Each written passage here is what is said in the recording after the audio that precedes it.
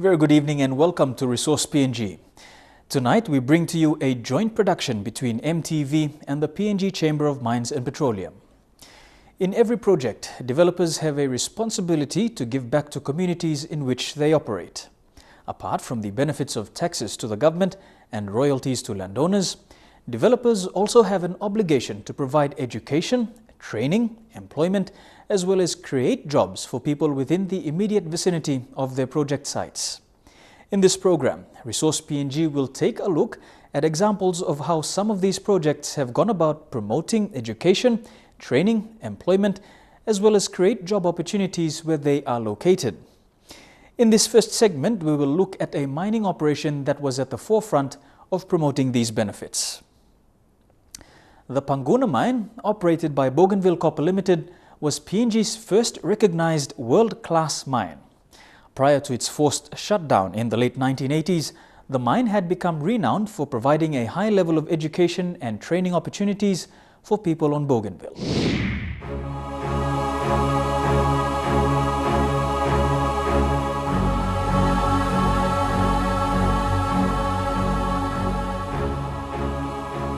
Mineral exploration and gold production have been taking place in Papua New Guinea for more than a century.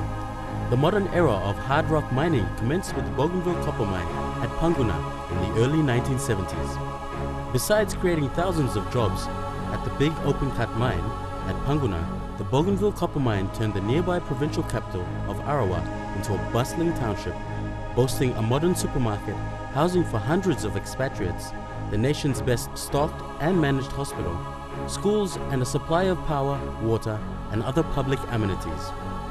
Arawa town has been purchased by the former colonial administration in 1969 after operating for half a century as an expatriate-owned plantation. With the start of the construction of Panguna copper gold mine, the township took rapid shape with the public schools and facilities and roads linking Arawa to the coastal port of Kiata and the airport.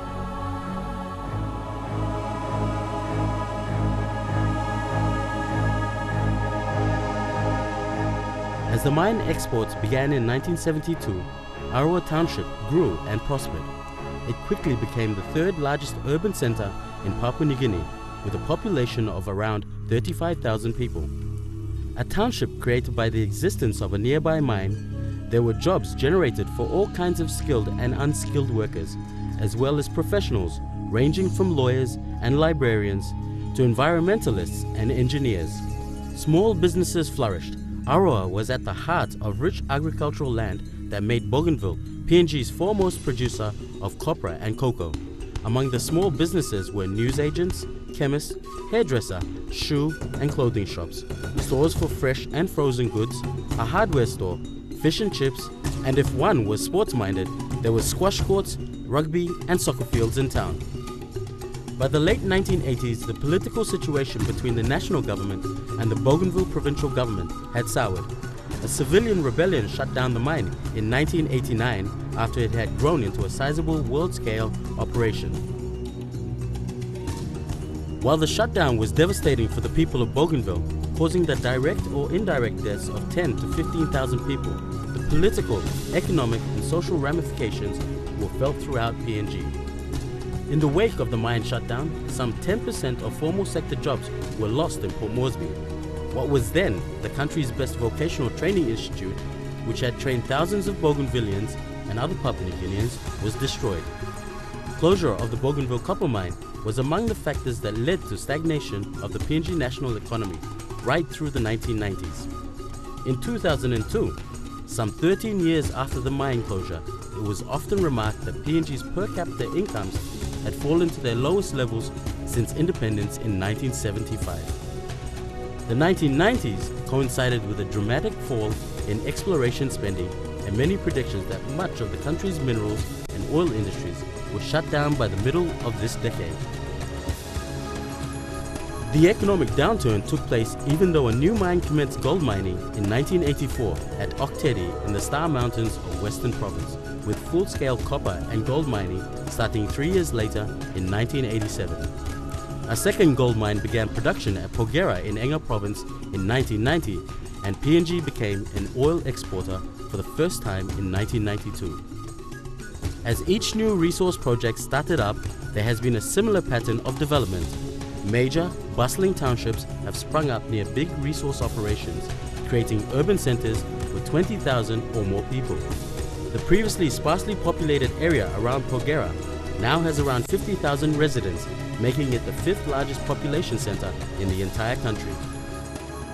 In the absence of government services in remote locations, mining and oil companies have taken up the task of complementing and delivering public services while helping to maintain local and regional infrastructure.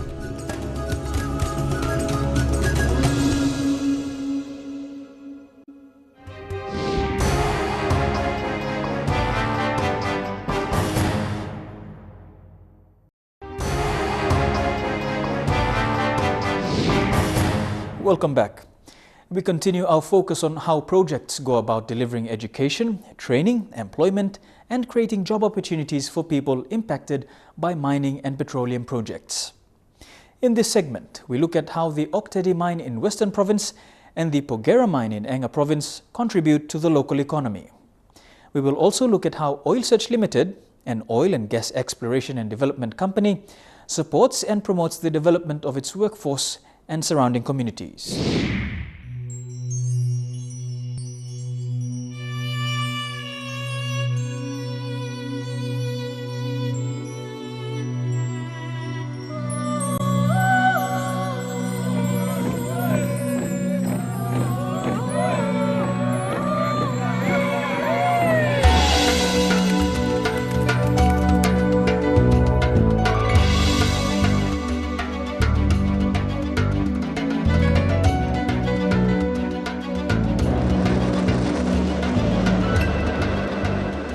When mineral exploration commenced in the Star Mountains in the 1960s, it brought first contact with the people from the outside world.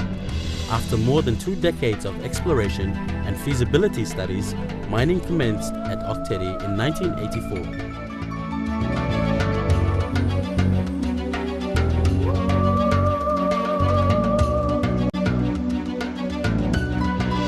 For much of the last 3 decades, Ok Tedi has been PNG's oldest operating mine in an area that until today can only be accessed by air.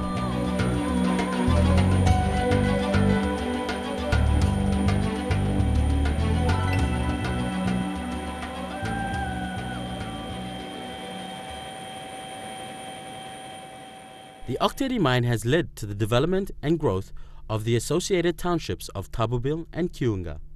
Tabubil is now a bustling township of some 30,000 people with well-developed education and health facilities. It is one of the most orderly and peaceful towns in PNG and the envy of many other urban centers. People in both towns receive free water and electricity services courtesy of the Ok Tedi mine. Direct employment at the world-scale copper and gold mine totals around 2,300 out of the total workforce of more than 6,000 people. The company also employs around 3,000 contractors.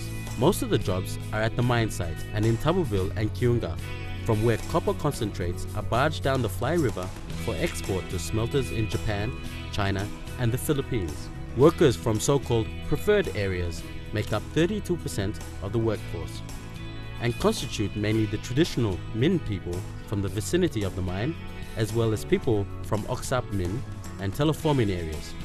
An additional 2% are from clans in Western Province. Other PNG nationals take the proportion of the mine workforce to 95%, with 5% coming from overseas.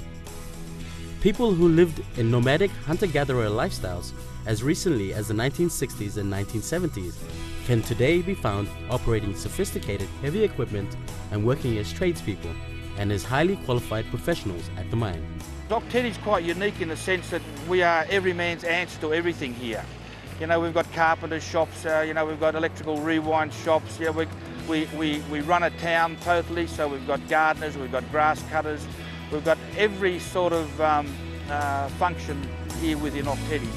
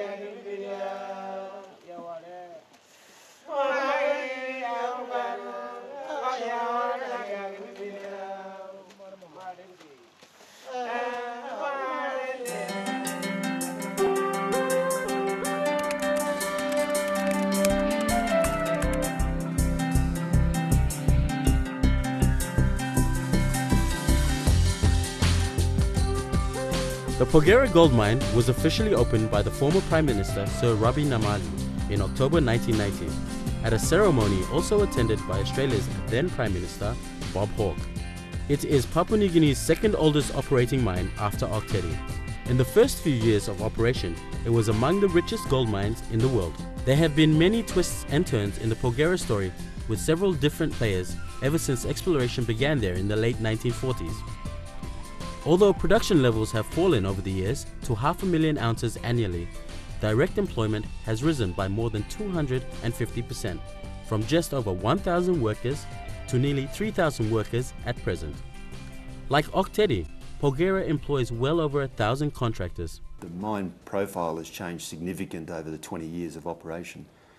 This originally started as a high-grade, low tonnage mine, so therefore the number of personnel required was less, and over time, as the grade has reduced and the amount of material we need to move and process has increased, our demand on people has increased, and we've increased our manning.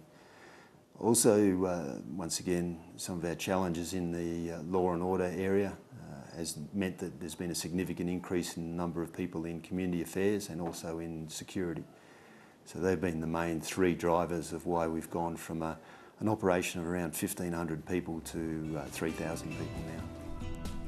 As with other major mining operations, about 1/3 of its 3,000-strong direct workforce comes from the surrounding Porgera Valley and elsewhere in Enga Province, as well as from adjoining areas in Southern Highlands, reflecting the close ties between the Huli people and the Ipili in Porgera. Most of the other workers from elsewhere in PNG, with representations from virtually every province, taking the national workforce to just over 92%. The Payam town and surrounding Porgera Valley area is now home to 50,000 people, making it one of the largest townships in PNG. Its close proximity to Wabeg and Mount Hagen has created a high transient population that appears to be constantly on the move. The Porgera mine has been faced with the perennial problem of illegal miners, numbering hundreds at most times, who occupy the pit and often cause damage to mine property. Recently, the PNG government organized a call-out of police and army personnel to restore law and order and control activities of illegal miners, who occasionally cause damage to the equipment and injure mine workers. Company officials say illegal miners create law and order problems and safety issues at Porgera.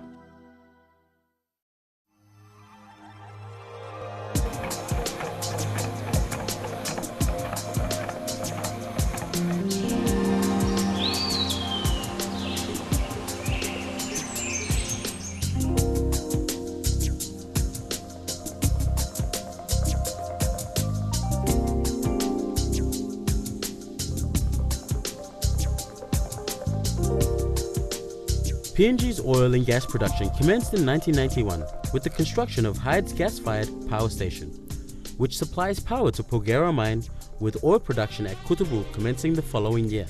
Since 2003, these fields have been operated by Oil Search.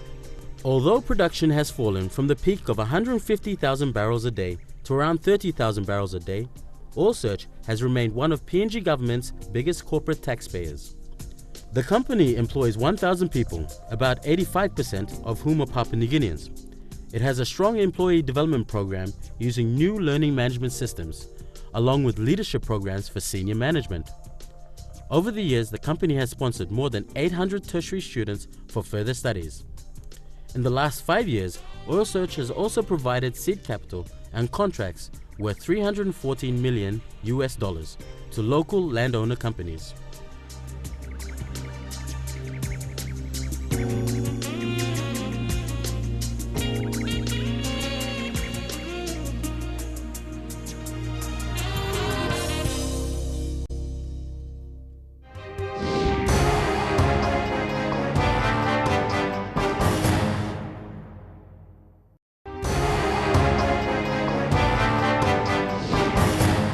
Lihir Gold Mine, located in New Ireland Province, is a leading example of how to empower landowners. Through the local landowner company, Anitwa, the people of Lihir have diversified their business activities to a point where they now operate in other parts of PNG as well as in Australia. In this segment, we will also look at how Ramu Nickel, PNG's first nickel mining project, is going about promoting the education, training and employment of the local people.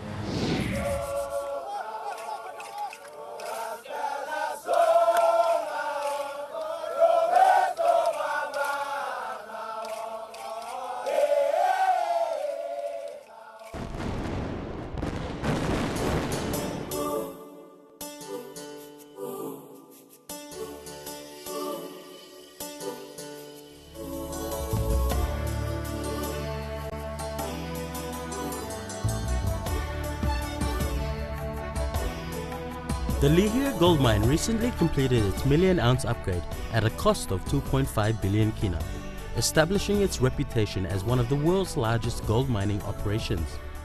Located on the island of Nialam, the largest island in the Lihir Island Group in New Island Province, it is 900 kilometers northeast of Port Moresby. I came here during exploration and only it was a small camp, a lot of jungle, no roads, nothing at all. So over the years, as the mine developed from exploration to construction to operations, a lot of change. New roads were being built. We've got a brand new airport, a new modern medical center. I think it is the best in the South Pacific. I can say that. We've also got improved education facilities for children, 8 post facilities. So in short, I think without the mine, we wouldn't have seen a lot of the developments that are currently taking place. And I think there's a lot more still to come in terms of development for the island. Direct employment at the Lihir numbers around 3,000, with another 2,000 people employed indirectly through contractors involved in the operation. Among the contractors are Lihiran landowner companies such as Anitua, which now employs 3,000 people in 12 service businesses throughout the country. Anitua has grown big. We have more than 4,000 employees, and we have extended the operation of Anitua into other parts of Papua New Guinea now. Anitua is made up of many subsidiaries.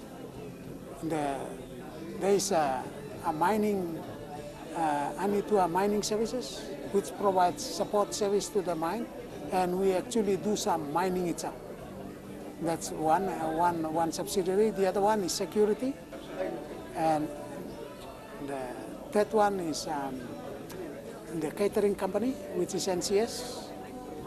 And the other one is the supermarket, and the store, and hardware. We have that hardware company that we have already, that is also set up, and we have a logistic company that is established in Australia, doing the logistics service, providing services for us importing goods from Australia.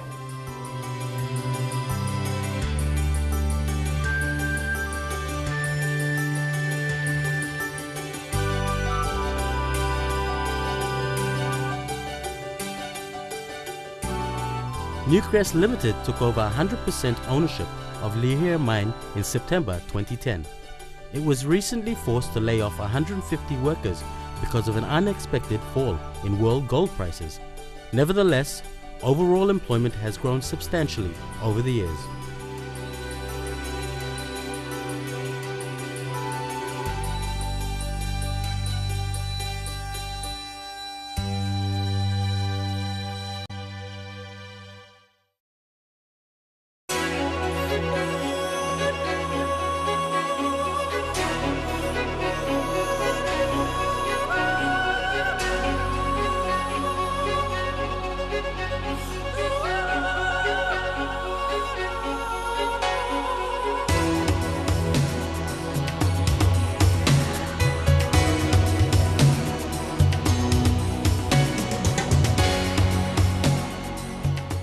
Ramu Nickel is the newest member of PNG's mining fraternity.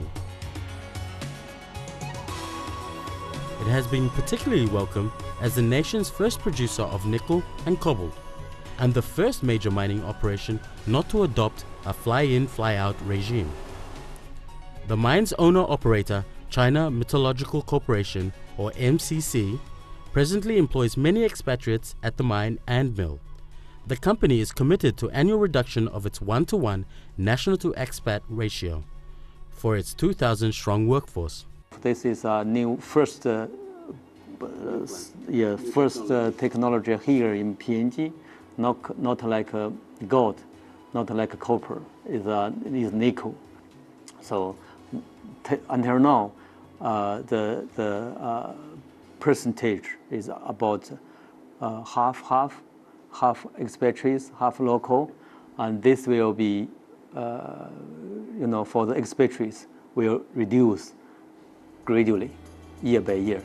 Since starting up the project, Ramanukul has built 4 primary schools, and children as old as 12 or 13 who never had an opportunity to go to school have been attending classes. These brand new schools now have several hundred students along with power, water and other amenities. The company has also built 2 clinics in the area.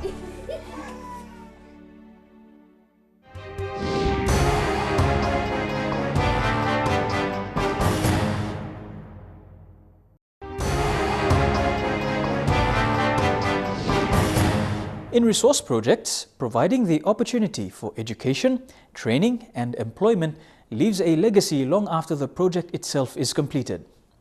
In this segment, we will take a closer look at the importance of providing education for people within resource areas.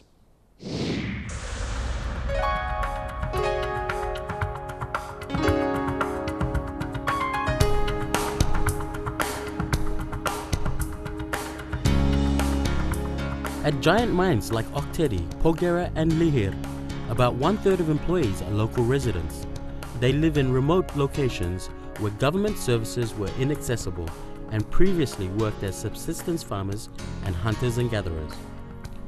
Generally, the smaller mines would employ an even higher proportion of people from local areas, creating jobs where there were none before and little other prospects of formal sector work.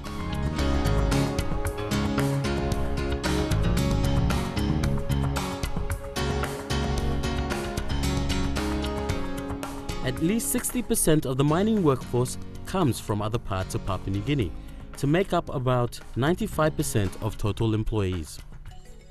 One of the legacies of the Bougainville copper mine, which shut down in 1989, is that Bougainvillians can be found performing various roles at almost every mine site in Papua New Guinea.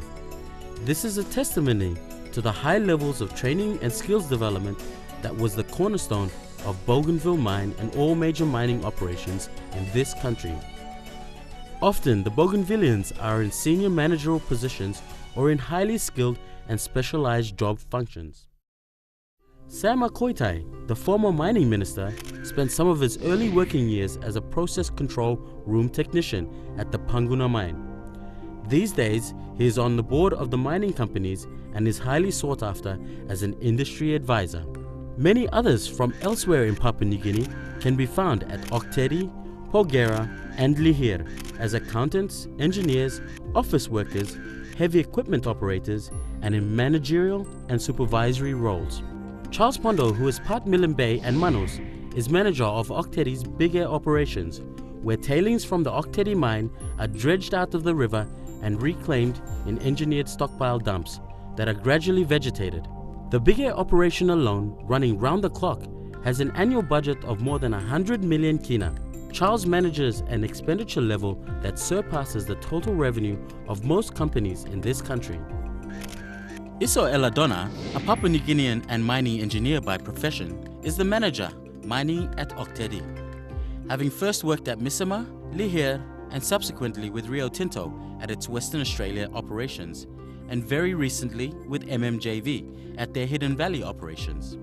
He has an important role in ensuring safe and timely delivery of the mine life extension targets by effectively harnessing and managing the skills and experience of the workforce and looking at the dynamics of Oktedi's mine life expansion plan by setting up today for the success into the future. Muje Weror is General Manager, Employees and External Relations. Originally working as a chemist, Muje also has a Master of Business Administration and is one of 6 general managers at Oktedi. Kila Kilavere from Central Province is a qualified structural engineer, is tax credit manager for Barrick Gold in Pogera, overseeing the approval process and development of multi-million kina projects such as police barracks, schools and roadworks. After a distinguished career in government, Gere Aopi, also from Central, has risen to become Executive General Manager, External and Government Affairs and Sustainability at Oil Search, a company now valued on the stock market at 30 billion kina. Gere works closely with the Managing Director, Peter Botten, and serves as an Executive Director on the Oil Search Board. Mr. Aopi is also the current President of the PNG Chamber of Mines and Petroleum. Mining and petroleum companies provide career opportunities for the vast area of disciplines and skilled workers. Papua New Guinean engineers operate equipment, run various process plants, those involved in repair and facility maintenance, and civil construction. Others have moved from various engineering disciplines into the planning arena and other key corporate roles. At Porgera, Timothy Andambo worked as a mining engineer at Misima and at Porgera for several years. These days, he is Porgera's Community Affairs Manager.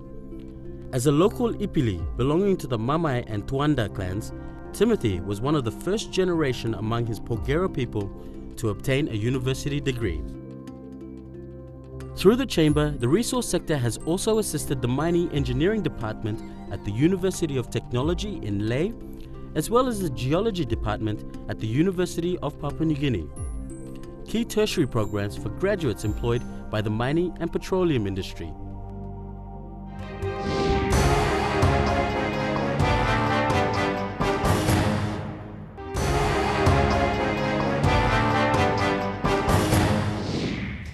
Providing continuous training is an important aspect of a resource project. For any project to continue succeeding, employees must be given every opportunity to upgrade their skills.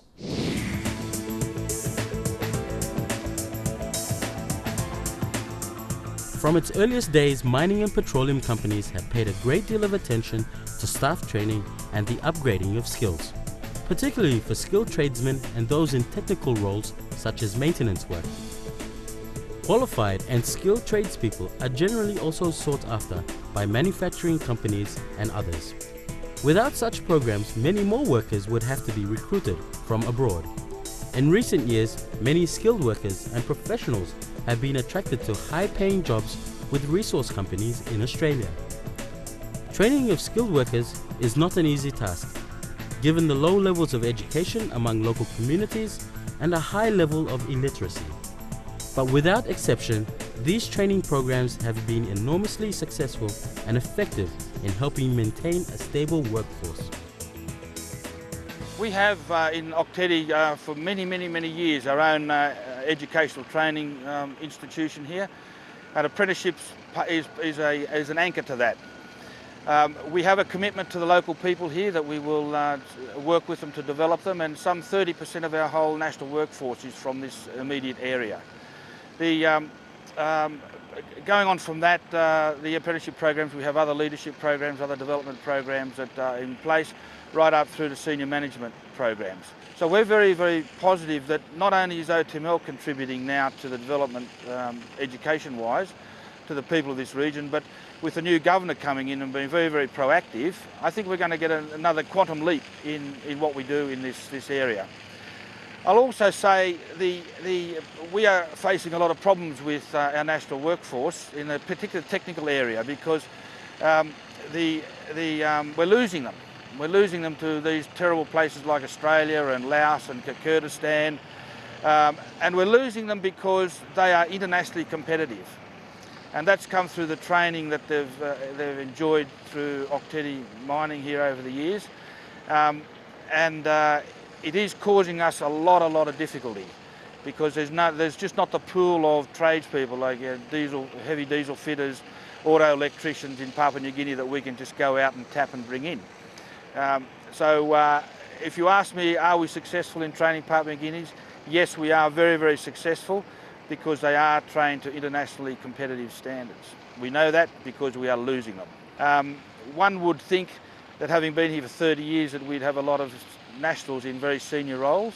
Unfortunately, we don't have too many, and that's the real root cause of that is because as these guys get up to levels of seniority, they get stolen from us. So they go off to all points around the world, and but we continue to look to develop our senior nationals.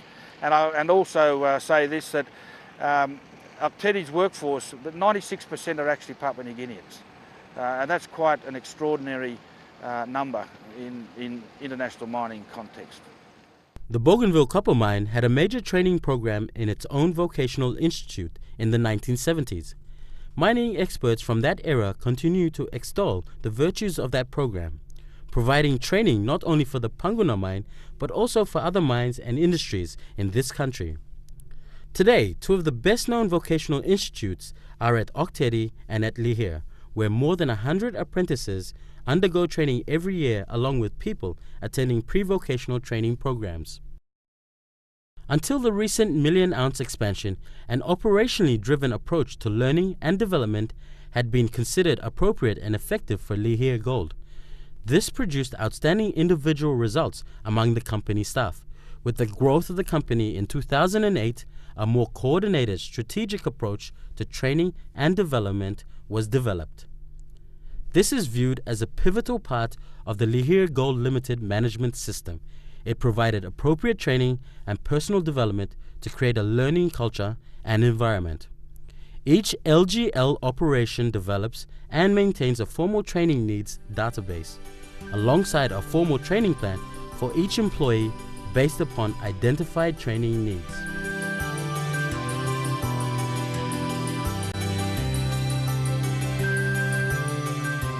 In December 2008, the multi-million-dollar Lihir Technical Center opened on Lihir Island. This purpose-built facility has been designed to deliver theoretical and practical hands-on training for apprentices and trade assistants in one central location. The center has state-of-the-art facilities, including a large workshop, classrooms, and administrative offices. It runs a 12-month pre-vocational training program and a 4-year apprentice program in 10 disciplines. This includes driver training for light vehicles, crane and forklift operator training, as well as rigging, dodging, and scaffold ticketing. The center has a full National Apprentice and Trade Testing Board accreditation for most trade disciplines. Biggest mining on Lihir Island do invest a lot in our high schools. That's basically our feeding ground from taking people from high school back into our workforce. So we do have pre-vocational programs where we take kids fresh from our school, give them a little bit of a taste of what's going on in mining, give them a little bit of an education on what do they need to expect if they want to go into full-time employment with the mine. So we call that our pre-vocational programs, where we take the kids from the school benches, we work with them for at least 4 weeks and almost get them job ready into either a traineeship or an apprenticeship. On the island we've got the Lihir Training Centre, which then we take apprentices. We've got over 100 at the moment currently on our books, and also trainees which basically go for smaller blocks of training in the training centre, but then also on-the-job training makes out most of their part of their education program going forward. We also do support the graduates, so whenever we sponsor someone to go to university, we normally bring them back into our workforce, put them through a 2-year graduate program, spend a lot of time with leadership skills, development, personal development, getting themselves into leadership roles for future, and also making sure they've got the right tools and the right equipment to go and work anywhere else in the world. We do support women in mining, so it's one of our key drivers. We've got a fair few women now that's been coming through in our truck driving training program. That's working really, really well in the mine, and some people always say that women are better drivers than men, so they still have to prove themselves, but it's going really, really well. We also got an administration program where we predominantly, it's a female driven training program, but we're also seeing some of the males coming through that as well, and I think it's working quite well, and that's where we get all our pool of our administration people, and they also get employed in other businesses as well, because they learn how to use the Newcrest mining systems, the Newcrest mining programs, SAP, for instance, how to invoice, how to basically administrate the whole business from the ground level upwards. Such training programs have been taken to new heights by ExxonMobil, which began exporting from its $19 billion PNG LNG project in May 2014. For almost 3 years, ExxonMobil has been training employees in PNG, as well as overseas in Canada and Malaysia. I'm a drilling engineer for ExxonMobil. My current role here is a drilling surveillance engineer. The project itself is a bit challenging. A lot of new stuff that I've learned throughout the project with my time with Exxon. A lot of training and a lot of exposure. Coming out here and actually seeing a drill rig and seeing everything being set up and getting ready to drill. It's actually good to see the science and the physics being applied here in the field. I am learning things that I will be most definitely applying in my future careers. And the training I'm getting here is actually world class. I've talked to a number of my colleagues who are in other industries, and I've realized that what I'm learning is so much, more than what they're learning.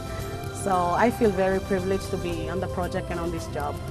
Most of the trainings and skills that I've developed since I started working on the project, it really gives me a lot of potential. I have never experienced young men and women anywhere that would match the skills and the talents and the character of this particular group.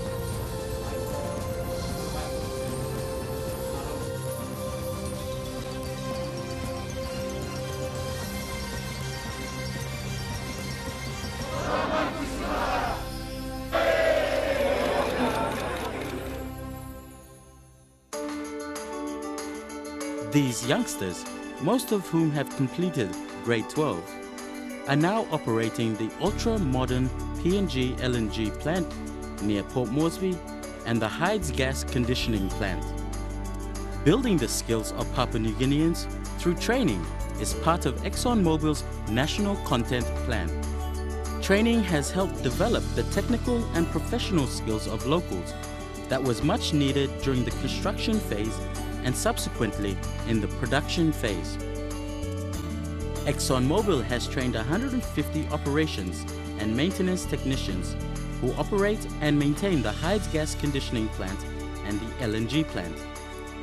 The trainees spent the first 12 to 18 months at a production operations training center in Port Moresby, completing foundation skills and basic skills training, after which they completed a 12-month advanced skills training program overseas.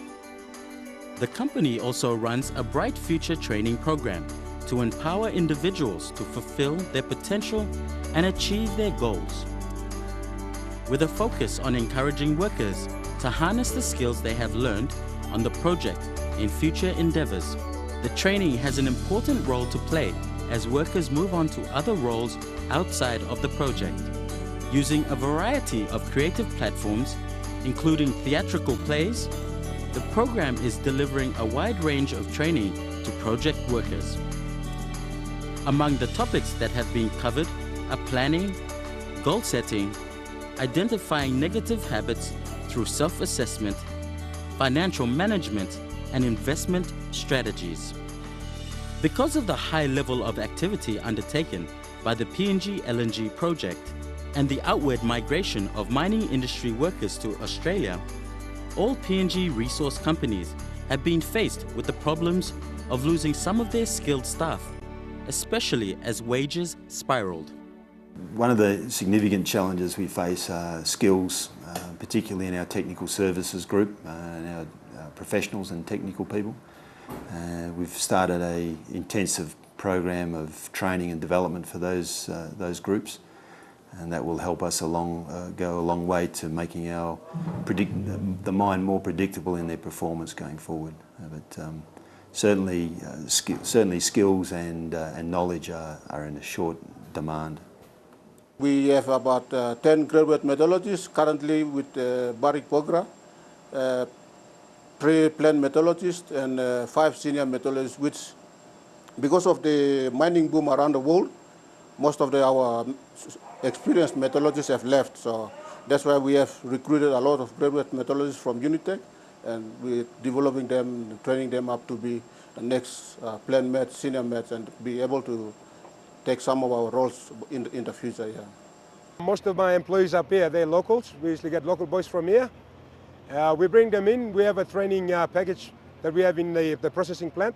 There is a training department that looks after all these ones. So we train them up here. From a local, we bring them in. We train them from the level from a day crew to a training mill operator and up to a mill operator. And there is training package in between where we train them up to be certified as an operator, and we slowly build them up.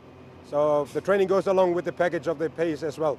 Companies like Octedi and Pogera have made big commitments in the area of education and training. Last year, Octedi outlaid 8 million kina for training costs, not including salaries paid for staffers or scholarships or training programs. Almost 400 people received support for attendance at universities or schools, and 57 employees attended overseas courses.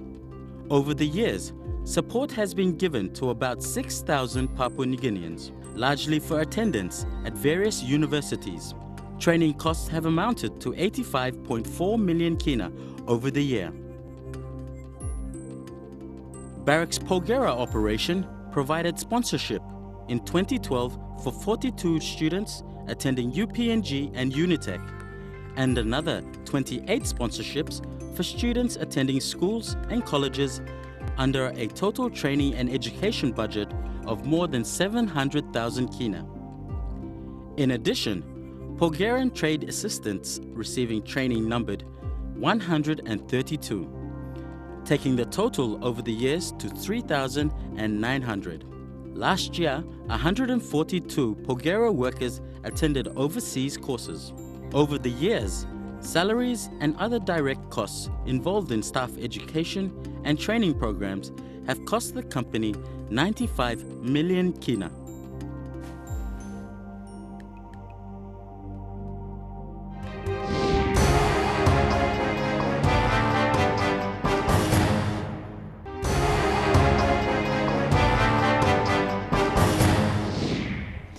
For many communities where resource projects are located, basic services are usually non-existent.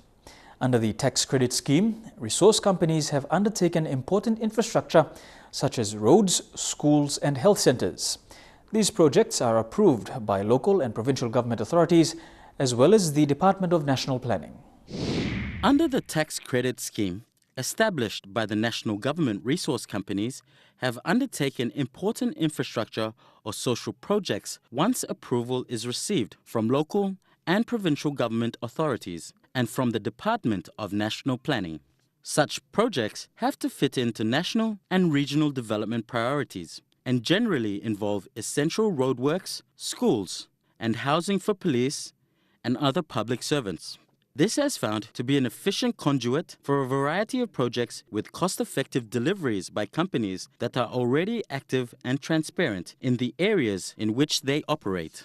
Under this scheme, significant skilled and unskilled workers from local areas are utilized.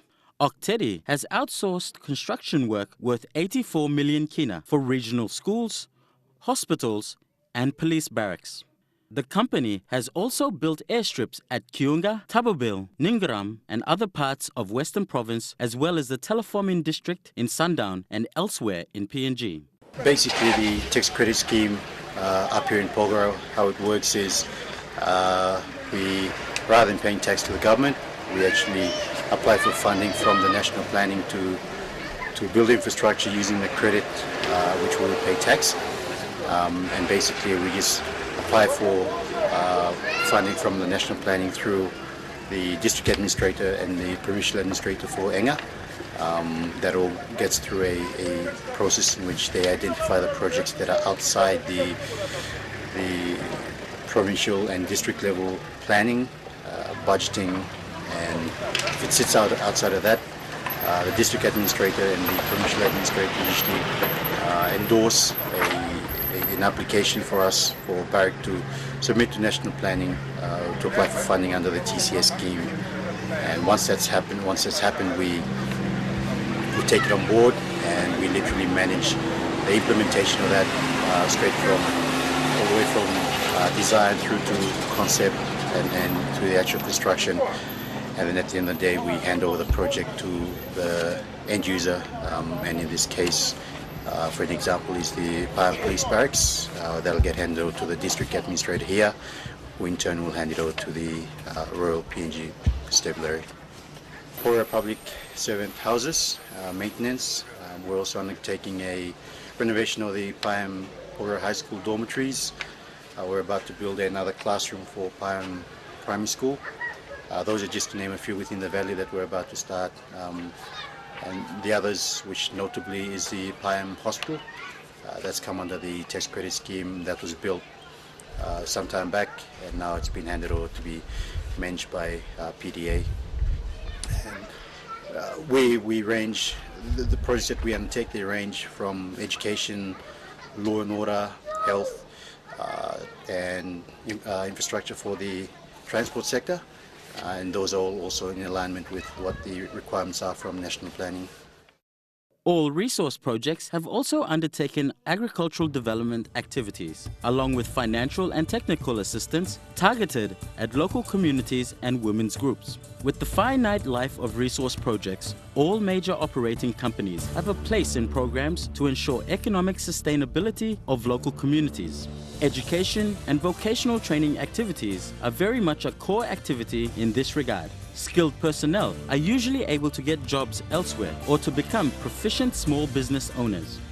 Both Oktedi and Porgera are expected to remain in operation at least until the middle of the next decade, while Ramu Nickel and Lihir Gold anticipate their operations will go on for at least another 3 decades, continuing to provide a boost to regional and national development and underwriting a variety of skills training.